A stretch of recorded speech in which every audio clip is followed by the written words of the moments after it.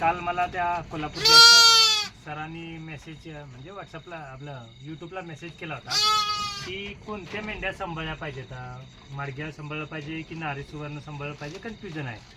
तर कसं काय होतं मी तुम्हाला आज सांगतो की माडग्या सांभाळा, नारी सुवर्ण सांभाळा, डेक्कनी सांभाळा, परत मुजाफरबादी आहे, आविशान आहे, डॉर्पर आहे, खूप साऱ्या प्रकारच्या मेंढ्या येतात. जेवढ्या शेळ्यांच्या जाती नाहीत तेवढ्या मेंढ्यांच्या जाती येतात. त्याच्यामुळे तसं काय नाही की ही सांभाळा ती सांभाळा, तो काही विषय नाही. पण सांभाळताना एक काळजी घ्यायची की आपल्याला कोणतं विकता येईल. कारण सांभाळायला तर काही सर्व सांभाळू शकतो, डॉर्पर पण सांभाळू शकतो, माडग्याळ पण सांभाळू शकतो, हे पण सांभाळू शकतो, असं काय नाही. सांभाळताना सर्व सांभाळता येतं, फक्त विकता कोणतं येतं आपल्याला हे बघितलं पाहिजे. आणि त्याच्यानुसार मग आपण ठरवलं पाहिजे की कोणत्या मेंढ्या सांभाळायच्या आणि काय करायचं. नाहीतर काय होईल की सांभाळताना आपण सर्व सांभाळू की पण विकताना जर प्रॉब्लेम यायला लागला तर त्याला मग पर्याय नसतो. कारण विकणं म्हणजे माझ्या वैयक्तिक माहितीनुसार विकणं हा सर्वात मोठा एक व्यवसाय असतो. बनवणं किंवा पिकवणे हा काय व्यवसाय नाही आहे. त्याच्यामुळे तुम्हाला ज्या मेंढ्या विकता येतील त्या तुम्ही करा. मुजाफरबादी 2 पिल्लं देते. परत कर्नाटकमध्ये जी हरणासारखी दिसते म्हणजे ती जी केस वगैरे कापायला लागत नाही ती 2 पिल्लं देते. आविशान 2 पिल्लंच देते. नारी सुवर्ण 2 पिल्लं देते. आणि गुजरातमधील एक मेंढीची जात आहे ती पण 2 पिल्लं देते. आणि राहिला प्रश्न तुमच्या माडग्याळचा किंवा विजापुरीचा, तर माडग्याळ हे देखणं रूप आहे, देखण्या रूपाचा पैसा आहे. त्याला म्हणजे पैसा नाही अशातली गोष्ट नाही तर त्याचाही पैसा येतो. पण तुम्हाला त्या पद्धतीने ते सांभाळावं लागतं माडग्याळ, आणि त्या पद्धतीनं त्याचं नियोजन करावं लागतं. पण हे जे सांभाळतो आपण जे काय नारी सुवर्ण किंवा मुजाफरबादी किंवा आविशान वगैरे, हे मटन मार्केट जे आहे त्याच्यासाठी सर्वात उत्तम आणि सर्वात फायद्याचं म्हणजे की ह्या ज्या सर्व माद्या येतात बंदिस्तमध्ये 2 पिल्लं द्यायची त्यांची ताकद आहे. त्याच्यामुळे त्यांना सांभाळणं सर्वात फायद्याचं आहे. आता काय होतं की आपण म्हणजे जी कोण नवीन असतो किंवा आपण जी माझ्यासारखी जी नवीन असतात त्यांना हे जे महाग ब्रीड असतात ते विकायला खूप सारा त्रास येतो. म्हणजे काही ज्या डॉर्पर मेंढ्या येतात किंवा तुमचं माडग्याळ म्हणा, ह्या सर्व गोष्टी ज्या महागवाल्या आहेत त्या विकायला त्रास होतो आणि मग ते विकता येत नाही. आणि त्याच्यामुळं गणित बसतं. आणि कसं होतं की बंदिस्त करताना कधी पण 1 पिल्लं देणारी मेंढी ही परवडतच नसते. काही करा मग तुम्ही, ती कोणत्याही जातीचा असू द्या, त्याला म्हणजे जो कोणी बंदिस्त करतो त्याला ती परवडत नसते. तर त्याच्यापेक्षा की 2, 3, 4 पिल्लं देणाऱ्यांची काही मादीची पिल्लं असतात म्हणजे मेंढ्या असतील, ह्या मेंढ्या आपल्याला बंदिस्तमध्ये परवडत असतात. कारण काय होतं की बंदिस्तमध्ये खर्च जास्त वाढत असतो. कारण सर्व त्यांचं जे काय आहे आपला चारा पाणी जे काय आहे ते जाग्यावरती असतं. त्याच्यामुळे बंदिस्तमध्ये आपला खर्च वाढतो. त्याच्यामुळे 1 पिल्लं देणारी मेंढी कधीच परवडत नाही. मग त्याच्यामुळे काय करायचं, 2-3 पिल्लं देणारे असे ज्या भरपूर ज्या काय मेंढ्या येतात त्या मेंढ्या आपण शोध घेतला पाहिजे. आता तुम्ही माडग्याळच म्हणजे माडग्याळचा तो तेवढा प्रसिद्ध भाग आहे म्हणून तुम्ही माडग्याळसाठी तुम्ही सांगताय. पण माडग्याळ सोडून सुद्धा इकडं काही म्हणजे मेंढ्या आहेत. असं नाही की माडग्याळच फक्त मेंढ्या येतात किंवा माडग्याळच फेमस आहे. तर प्रत्येक भागानुसार आपल्या त्या मेंढींच्या जाती प्रसिद्ध असतात. पण एक सुरुवातीला म्हणजे जो कोण नवीन असेल किंवा माझ्यासारखं जो कोणी नवीन करणार असेल त्यांनी प्रथम एक लक्षात ठेवलं पाहिजे की आपल्याला सुरुवातीला हे म्हणजे हाईट रेंज वगैरे ह्या सर्व गोष्टी करत बसले नाही. तर सुरुवातीला आपल्याला काय करायचं आहे की आपल्याला कटिंग मार्केट सर्वात भारी मार्केट असतं आणि जवळपास असतं. त्याच्यामुळे कटिंगला परवडेल किंवा सांभाळायला परवडेल अशा प्रकारच्या मेंढ्या सांभाळणं कधी पण चांगलं असतं. त्याच्यामुळे काय होतं, सुरुवातीला आपल्याला स्टेप बाय स्टेप अंदाज येत जातो आणि स्टेप बाय स्टेप ह्या सर्व गोष्टी माहीत होत असतात. आणि काही लोकांचं पिढीजात असल्यामुळे ते त्या पद्धतीनं मेंढीपालन करत असतात. तर काही लोकांचं कसं असतं थोडं वेगळ्या पद्धतीनं, म्हणजे नवीन जसं आता आपण बंदिस्त करणे वगैरे ह्या सर्व गोष्टी करतोय अशा पद्धतीनं करत असतो. त्याच्यामध्ये प्रत्येकाला जी काही नवीन आयडिया सुचत असते किंवा प्रत्येकाला जे काही नवीन संकल्पना येत असते तो ती संकल्पना करत असतो आणि त्याच्या पद्धतीनं ते मेंढीपालन करत असतो. अशा पद्धतीनं हे मेंढीपालन असतं. कुठल्याही जातीची मेंढी घेतली तरी मेंढी ही चांगलीच असते, मेंढीचा काहीही प्रॉब्लेम नसतो. कोणत्याही मेंढ्या घ्या, पण जर बंदिस्त करायचं असेल तर मात्र अशा सिलेक्टेड मेंढ्या निवडाव्या लागतात. त्याच्याशिवाय तुम्हाला पर्यायच नसतो. कारण काय, बंदिस्ताचा खर्च, खुराक ह्या सगळ्या गोष्टी महाग असतात. त्याच्यामुळे हा सर्व गोष्टीचं नियोजन करावं लागतं. की कोणत्याही जातीच्या मेंढ्या सांभाळा, काहीही प्रॉब्लेम नसतो. फक्त तुम्हाला बंदिस्त मेंढीपालन करायचं असेल तर मात्र 1 पिल्लं देणारी मेंढी परवडत नसती. मग काही करा आणि कसंही करा, कारण खुराका हा महाग असतो.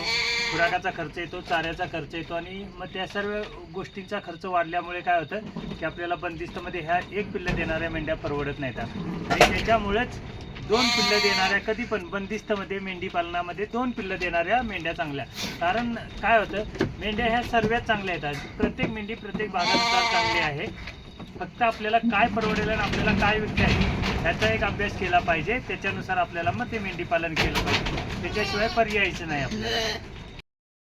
तर आज रानाला बाहेर काढलेला आहे आणि बऱ्यापैकी तो चालत आहे. आज त्याचा ट्रीटमेंट योग्य पद्धतीनं चाललं आहे. फक्त थोडासा पायाचा जो प्रश्न आहे, तर तुम्ही जेव्हा मेंढी पालन कराल किंवा मेंढ्या सांभाळाल, ह्या सर्व गोष्टी करताना एखादा मेल असा चांगला असावा, जेणेकरून ज्या काही माद्या असतील त्या क्रॉसिंगसाठी कामाला येतो. आणि शक्यतो 2 मेल ठेवावेत, म्हणजे माझ्या माहितीनुसार तर 2 असावे, पण छोटं जर असेल 22 माद्यांचं तर मात्र एकच ठेवावा.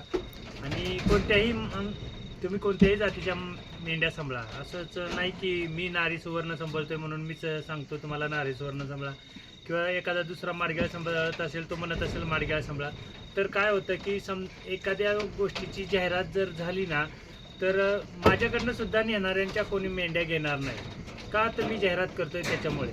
तसंच आहे, माडग्याळच्या काही गोष्टी आहेत अशा की ज्यांनी लाखाच्या किंवा लाखाच्या वरती मेल किंवा फिमेल विकल्या जातात आणि त्यांच्याकडनंच काही लोकांनी ज्या प्राणी घेतलेत, तर त्या प्राण्यांना एवढी व्हॅल्यू नाही, पण ज्यांनी जाहिरात केली होती त्यांच्या प्राण्याला मात्र व्हॅल्यू आजही आहे आणि पुढेही राहील. कारण काय होतं की जाहिरातचा हा परिणाम होतो. आणि जेव्हा आपण एखादं हे असं काही करतो, म्हणजे मेंढीपालन किंवा काय, पण मी नेहमी तुम्हाला सांगत असतो जाहिरात का करायची. कारण काय होतं, जरी माझ्याकडनं आज मी जाहिरात करतोय म्हणून लोक मला ओळखतात किंवा माझ्याकडे शुद्ध आहे म्हणून लोकांना समजतं, पण माझ्याकडनं तुम्ही नेल्यानंतर सुद्धा लोक तुमच्याकडे येतील ह्याची गॅरंटी नसते. कारण काय होतं की तुम्ही जाहिरात करत नसल्यामुळे तुम्ही पिक्चरमध्ये येतच नसता. आणि आजपर्यंत आपल्या ह्याच्यामध्ये मेंढी पालनामध्ये किंवा शेळी पालनामध्ये हेच झालेलं आहे की ज्याने कोणी घेऊन गेला हाय रेंजमध्ये नेऊ किंवा अजून कुठल्या रेंजमध्ये नेऊ, ते पिक्चरमध्ये आलेच नाहीत. ज्यानं विकलं तोच फक्त पिक्चरमध्ये आला की हां त्या आधी अग्रवाल्याने एवढ्याला प्राणी विकले. मग पुन्हा दुसरा काय करतो की इकडे तिकडे न जाता त्याच शेडवाल्याकडे किंवा माझ्यासारख्या जाहिरात करणाऱ्याकडेच जात असतो, तुमच्यासारख्या जाहिरात करणाऱ्याकडे जात नाही. त्याच्यामुळे काय करायचं, जर तुम्हाला कॉस्टली प्राणी सांभाळायचे असतील किंवा म्हणजे मडग्याळ वगैरे जे महाग जातीवंत प्राणी महाग असतात, आणि हे जर का तुम्हाला सांभाळायचे असतील कटिंग मार्केट न करता, तर मात्र तुम्ही एक गोष्ट करायची की आपलं सर्रास त्यांची जाहिरात करणे. तुम्ही तुमच्या पद्धतीनं होईल तशी जाहिरात करणे, नाही तर जे काही यूट्यूबवाले येतील आणि तुमच्याकडे जाहिरात करतील त्या पद्धतीने जाहिरात करणे. अशा 2 गोष्टी तुम्हाला कराव्याच लागणार, त्याच्याशिवाय पर्याय नसतो. आणि हेच तुम्हाला सक्सेसशिवाय दुसरा पर्याय नाही. कारण काय होईल, तुम्ही म्हणाल की माझ्याकडं मी जातीवंत सांभाळेल आणि मला शोधत कोणतरी येईल, तर तसं काही नसतं. तर तुम्हालाच कुणाला तरी शोधत जावं लागणार असतं जातीवंत जेव्हा सांभाळतो. पण जेव्हा कटिंग मार्केटला तुम्ही सांभाळता, कोणत्याही जातीच्या मेंढ्या असू द्या, कोणत्याही मेंढ्या असू द्या, कटिंगला सर्वच मेंढ्या चालतात. आणि सर्वच मेंढ्या थोडं जे डॉर्परचा विषय आहे तो थोडा कटिंगला अवघड आलेला आहे माझ्याकडे तर. कारण आमच्याकडच्या भागामध्ये कटिंगला त्याची म्हणजे कटिंगला चालतं, पण कसं आहे, घेणारा काय सांगतो की असंच आहे तसंच आहे, 100 कारणे सांगतात. त्यामुळे तो एक विषय आहे, जर ज्याच्या भागामध्ये चालत असेल त्यानेच ते सांभाळावं. नाहीतर काय होतं की धार्मिक कार्यासाठी वगैरे ह्या गोष्टींसाठी तर ते डॉर्परला कोण घेत नाही, एवढं 100% मला माहिती आहे. बाकी तुमच्या भागामध्ये जे काही विकता येत असेल, जे काही मेंढ्या विकत असतील त्या तुम्ही सांभाळू शकता, त्याला काही पर्याय नाही. आणि जर काही कटिंग मार्केट करायचं असेल आणि बंदिस्तमध्ये करायचं असेल, फक्त एक डोक्यामध्ये ठेवायचं की 2 किंवा 3 पिल्लं देणाऱ्या ज्या कोणत्या माद्या येतात आणि तुमच्या भागामध्ये चालणाऱ्या माद्या येतात. आता आविशान जातीच्या ज्या माद्या आहेत किंवा आविशान मेंढ्या ज्या आहेत त्यांनाही 2-3 पिल्लं देतात. फक्त त्यांचा एक प्रॉब्लेम झाला की हा जो शेपटा आहे त्यांचा शेपटा छोटा आहे, त्याच्यामुळे म्हणजे छोटा नाही तर मोठा आहे गुडघ्यापर्यंत. आणि त्याच्यामुळे काय होतं की आमच्या भागामध्ये त्या माद्यांना कोण घेत नाही, म्हणून आम्ही हे नारी सुवर्ण बंदिस्तमध्ये 2 किंवा 3 पिल्लं देणार. आता मुझाफरबादी पण सेमच तशी आहे, तिचाही शेपूट थोडंसं लांब आहे, त्याच्यामुळे काय होतं की तिलाही आमच्या भागाकडे कोण जास्त घेत नाही, म्हणून आम्ही हे नारी सुवर्ण सांभाळलेलं आहे. असं काही नाही दुसरं. बाकी आमच्याकडच्या पावसाच्या वातावरणामध्ये हे तग धरतंय, ह्याच्यासाठी एक फायदा आहे. म्हणून तर मी वैयक्तिक कुणालाही सांगू शकत नाही की तुम्ही ह्या जातीच्या मेंढ्या सांभाळा की त्या जातीच्या. तुमच्या भागामध्ये ज्या जातीच्या मेंढ्यांना चांगलं मार्केट आहे प्लस 2 पिल्लं देण्याची जिची ताकद आहे त्या मेंढ्या सांभाळा. बंदिस्तमध्ये काहीही प्रॉब्लेम येणार नाही. आणि ब्रीडिंगचं मार्केट तुम्हाला करायचं असेल तर त्या पद्धतीनं करू शकता. ब्रीडिंगसाठी कसे हाय लेवलच्या मेंढ्या आणि चांगल्या क्वालिटीच्या मेंढ्या सांभाळणं कधी पण चांगलं असतं. तर तुम्ही तुमचा वैयक्तिक विषय आहे की तुम्ही कोणत्या जातीच्या मेंढ्या सांभाळायच्या आणि कोणत्या जातीच्या नाही. आणि जाहिरात करणं हे प्रत्येकाचं काम असतं. आता महाराष्ट्रामध्ये विमलला बंदी आहे, पण विमलची जाहिरात महाराष्ट्रामध्ये चालते. जाहिरात करणारेही महाराष्ट्रातले आहेत, काही प्रॉब्लेम नसतो. त्याच्यामुळे जाहिरात तुम्हाला करावी लागते. जाहिरात कोणीही केली तरी काही फरक पडत नसतो. घेणारा घेत असतो, सांगणारा सांगत असतो. त्याच्यामुळे आपल्याला ठरवायचं असतं की आपल्याला त्याच्यातून काय करायचं आणि काय नाही. त्याच्यामुळे जेव्हा तुम्ही कराल तेव्हा मात्र एक म्हणजे वैयक्तिक सांगतो की 2 पिल्लं देणारी कुठलीही मेंढी बंदिस्तमध्ये परवडते. बाकीचं कोणत्याही जातीच्या मेंढ्या सांभाळा, काहीही फरक होत नाही.